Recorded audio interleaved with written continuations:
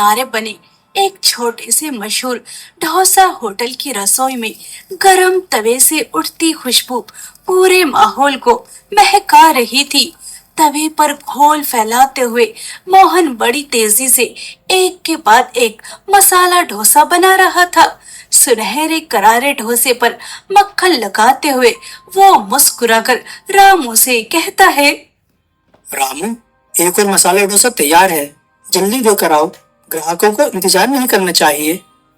मोहन मसाला डोसा तैयार करके रामू को दे देता है। तभी वहाँ होटल के मालिक सोमनाथ डोसा देखकर मुस्कुराते हुए कहते हैं, मोहन, सच कहूँ अब तो मेरे आधे ग्राहक तुम्हारे हाथ के डोसे खाने के लिए ही आते हैं। अगर तुम न होते तो इस होटल की इतनी पहचान नहीं बनती। मालिक, यह सब आपकी मेहरबानी है। शुरू शुरू में मैं कहाँ इतने अच्छे डोसे बना पाता था। वह तो आपने मुझ पर भरोसा किया और आज देखिए, आपकी वजह से मैं कितने अच्छे डोसे बना पाता हूँ। नहीं मोहन, हुनर सिखाया जा सकता है, लेकिन मेहनत और ईमानदारी हर किसी के बस की बात नहीं होती। मोहन पिछले 5 सालों से इसी होटल में काम कर रहा था। सुबह अंधेरे रहते ही होटल पहुंच जाता और रात देर तक बिना थके काम करता। महीने की पगार मिलते ही सबसे पहले वो पैसे अपने गांव भेज देता, जहां उसकी बूढ़ी माँ और पत्नी निर्मला किराए के एक छोटे से घर में रहती थी। ऐसे ही दिन गुजर रहे थे।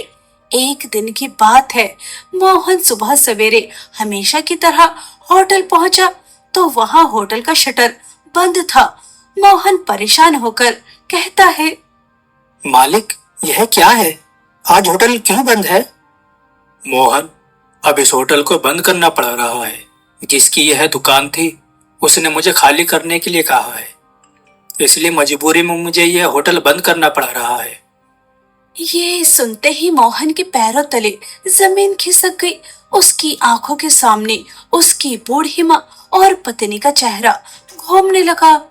उसने खुद को संभालते हुए कहा, तो मालिक, कहीं और दुकान लेकर हम फिर से शुरू भी तो कर सकते हैं। मोहन, तुमने ठीक कहा, लेकिन दोबारा से शुरू करने में न जाने कितना समय लगे। पहले ही मेरा बहुत नुकसान हो चुका है, इसलिए पहले इस नुकसान से उभर जाऊं, फिर दोबारा से शुरुआत करूंगा। इसलिए तुम्हें अब कहीं और काम देख लेना चाहिए। कोई बात नहीं मालिक, भगवान ने चाहा तो सब ठीक हो जाएगा।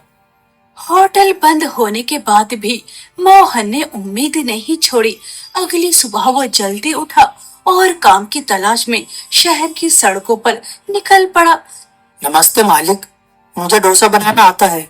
अगर कोई काम हो तो रख लीजिए। 5 साल से इसी काम में हूँ। भाई, तुम्हारा अनुभव तो अच्छा है, लेकिन अभी हमारे यहाँ कोई जगह खाली नहीं है। फिर वो दूसरे होटल पहुंचा, वहां भी उसे काम नहीं मिला।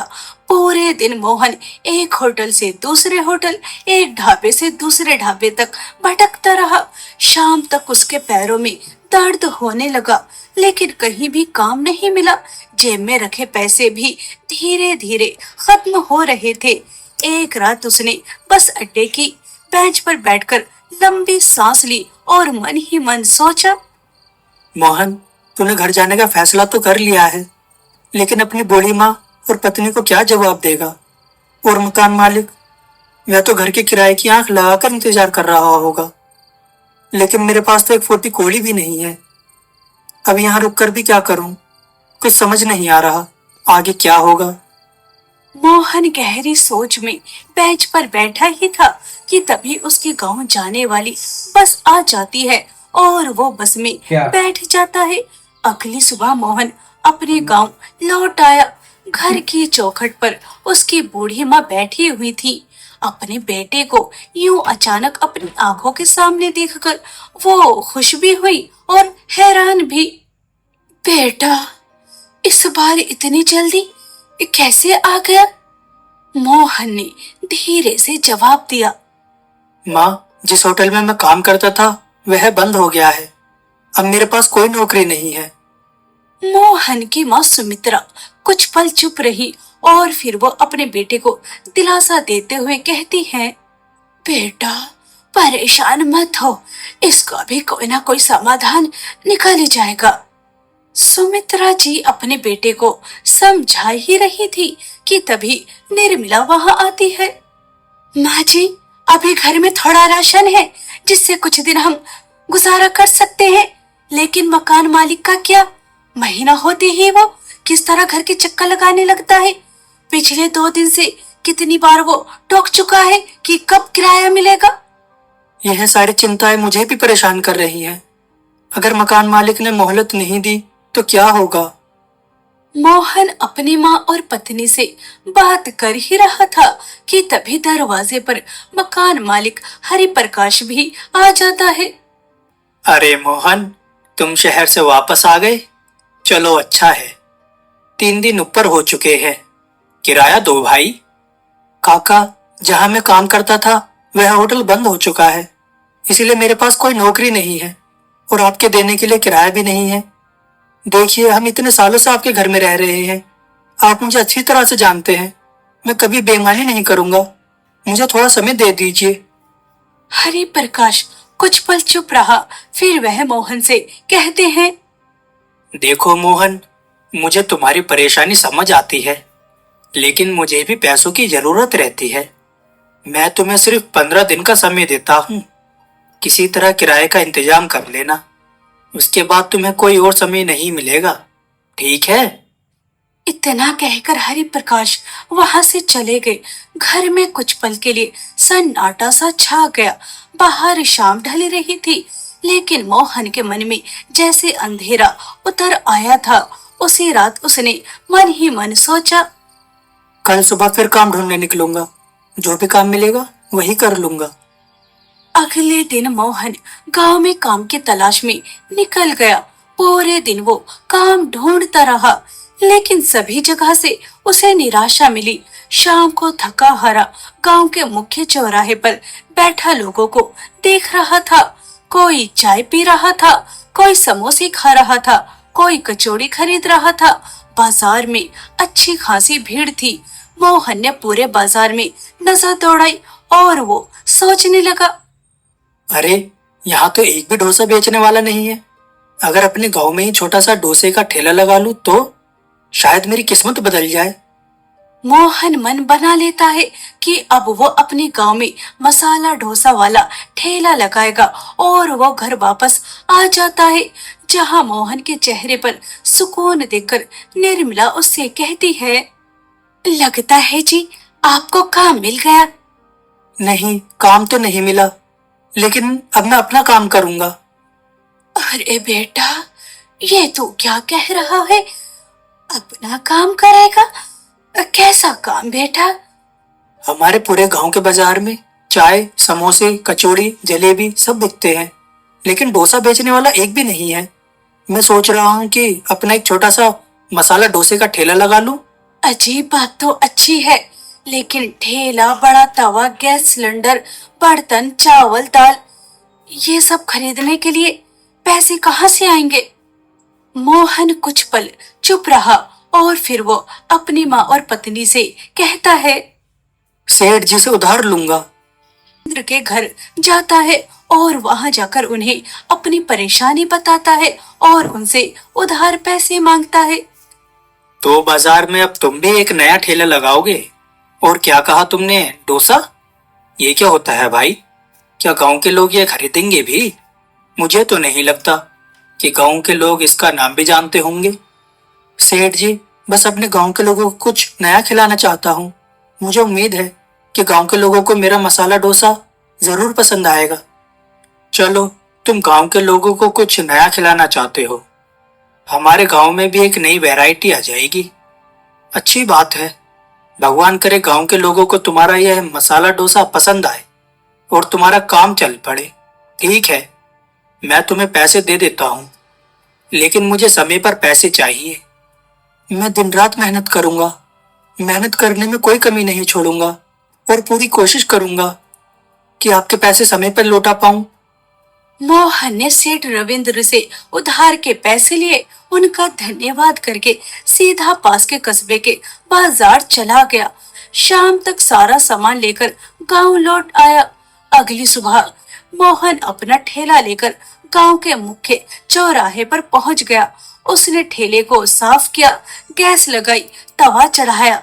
तभी वहां चौराहे पर कचौड़ी बेचने वाला शंभू मोहन से कहता है, अरे मोहन, तुमने गांव में किस चीज का ठेला लगाया है? मसाला डोसा? अरे गांव के लोगों को तुम्हारे ये डोसा पसंद नहीं आएगा।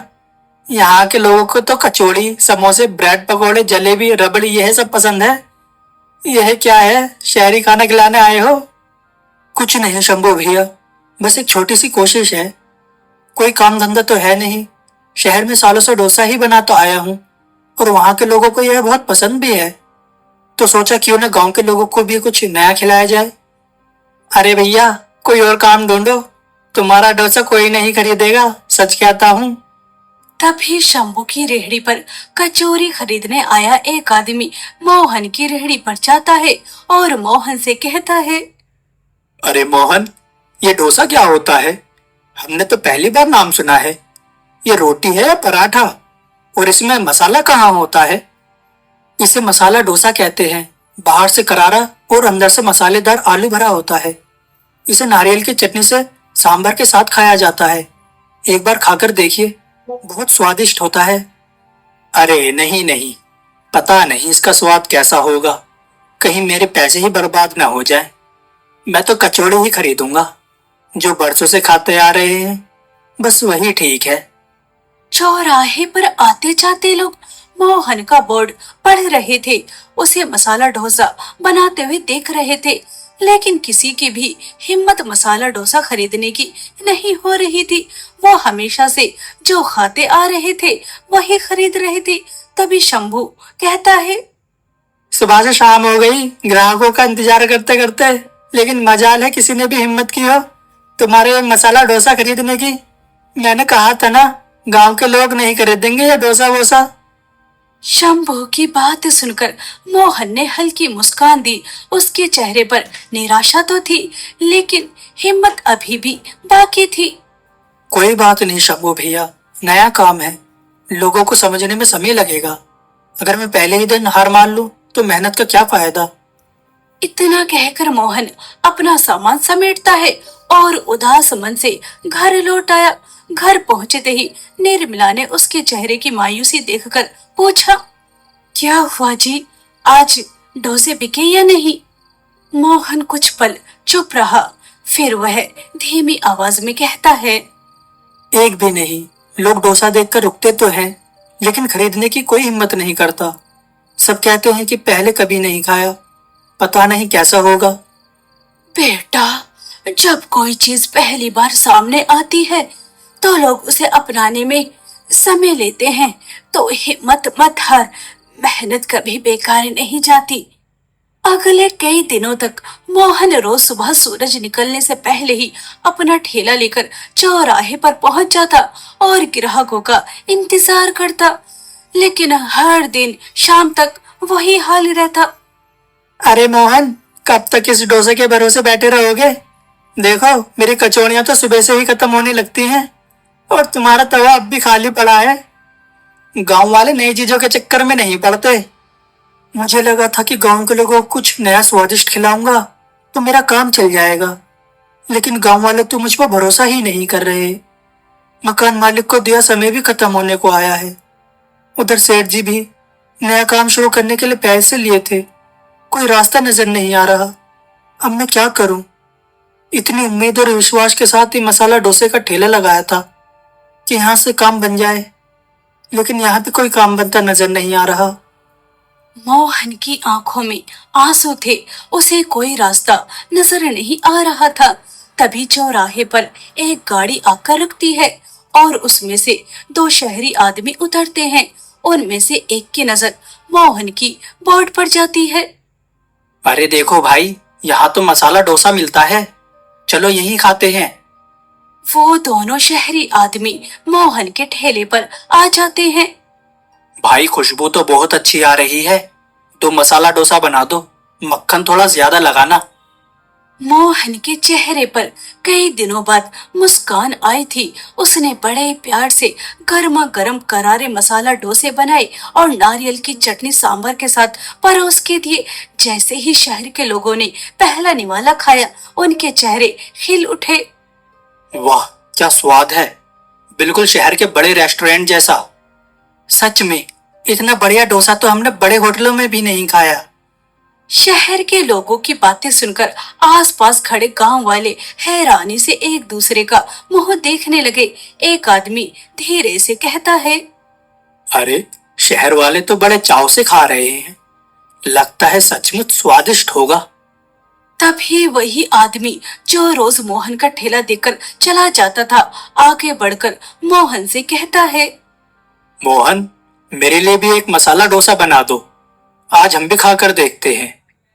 कई दिनों की मेहनत और इंतजार के बाद आखिर वो पल आ ही गया जिसका मोहन को बेसब्री से इंतजार था। उसने मुस्कुराते हुए तवे पर बड़े सलीके से डोसे का गोल फैलाया और नारियल की चटनी व सांभर के साथ प्लेट सजाकर उस आदमी के सामने रख दिया।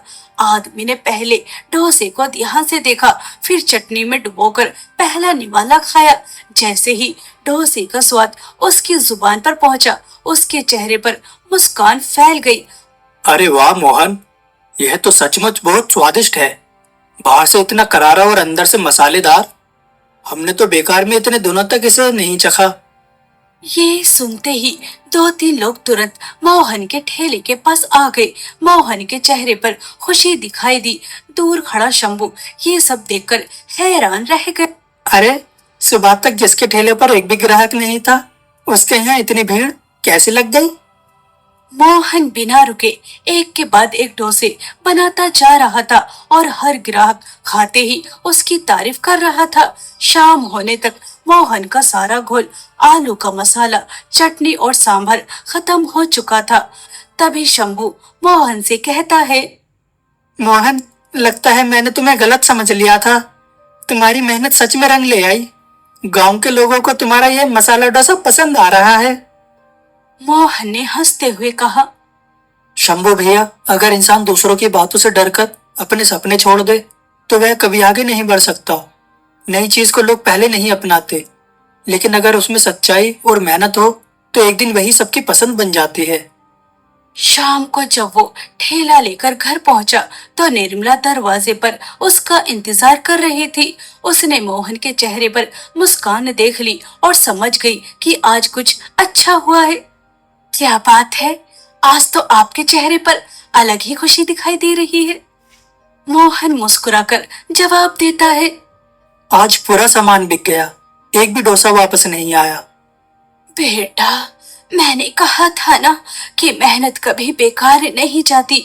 ऊपर वाला देर करता है, लेकिन मेहनत का फल देता जरूर है।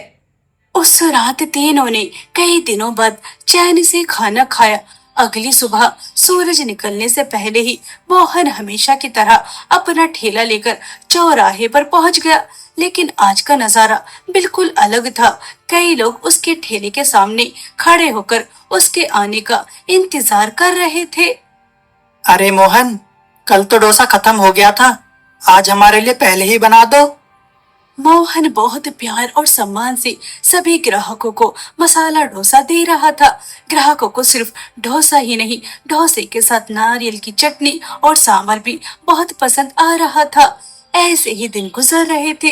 मोहन के दिन पर दिन ग्राहक बढ़ रहे थे। एक दिन शंभू मोहन से कहता है, अरे भाई, अब तो तुम्हारे ठेले के आगे मेरे ठेले से भी ज्यादा भीड़ लगने लगी है। हाँ मोहन, ऊपर वाले की तो कृपा है, लेकिन इसके लिए तुमने बहुत मेहनत की है। हम सभी ने तुम्हारा हौसला कभी बढ़ने नहीं दिया, लेकिन एक तुम थे जिसे अपने हुनर पर, अपनी मेहनत पर इतना भरोसा था कि आज देखो, लोग दूर दूर से तुम्हारे मसाला डोसा खाना आते हैं। मोहन को इस बात की खुशी थी कि आसपास के लोग भी उसकी सफलता से खुश हैं। ऐसे ही दिन गुजर रहे थे। मोहन को मसाला डोसा बेचकर अच्छी आमदनी हो रही थी, जिस वजह से वो जल्द ही सेठ के पैसे भी लौटा देता है। सेठ जी, यह आपके पैसे।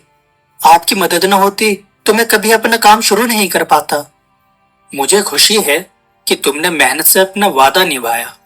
सच कहूं, मुझे नहीं लगा था कि गांव वाले डोसा इतना पसंद करेंगे।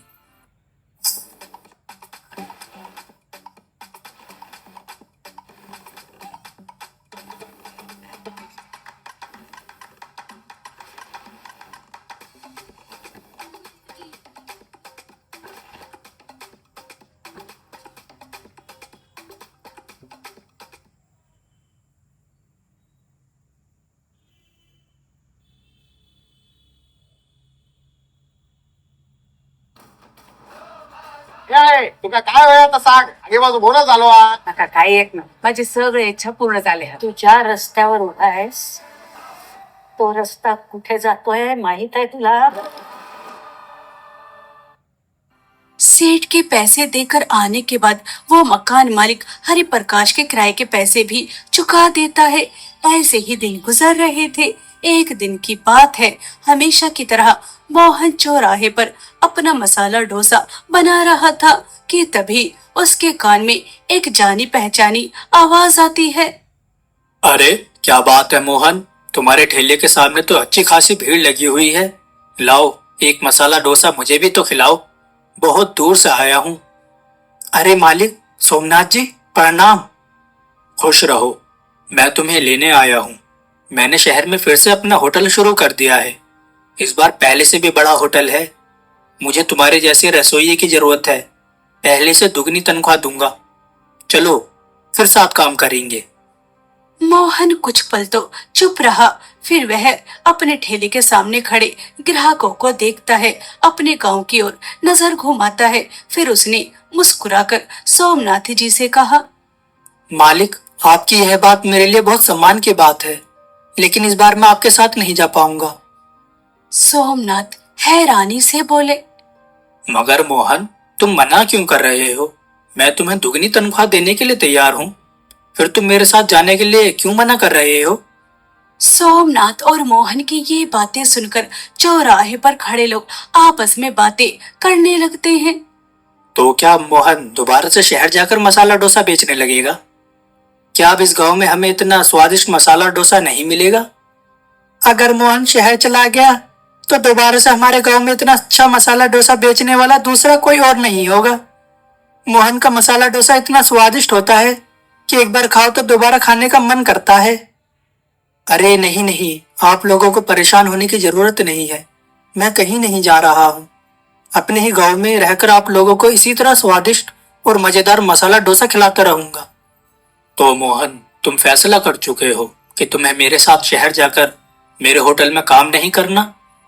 मैं आपकी बात का सम्मान करता हूँ कि आपने मुझे इतनी इज्जत दी, लेकिन अब मैं अपने गांव का नाम रोशन करना चाहता हूँ। मैं चाहता हूँ कि लोग हमारे गांव में मसाला डोसा खाने आए और आसपास के गांवों में मेरा गांव का नाम हो। इसीलिए मैं यहाँ रहकर अपने काम को बढ़ाऊंगा, अपने गांव का नाम रोशन करूंगा। सोमनाथ कुछ देर तक मोहन को देखते रहे, फिर उनके चेहरे पर गर्व भरी मुस्कान आ जाती है।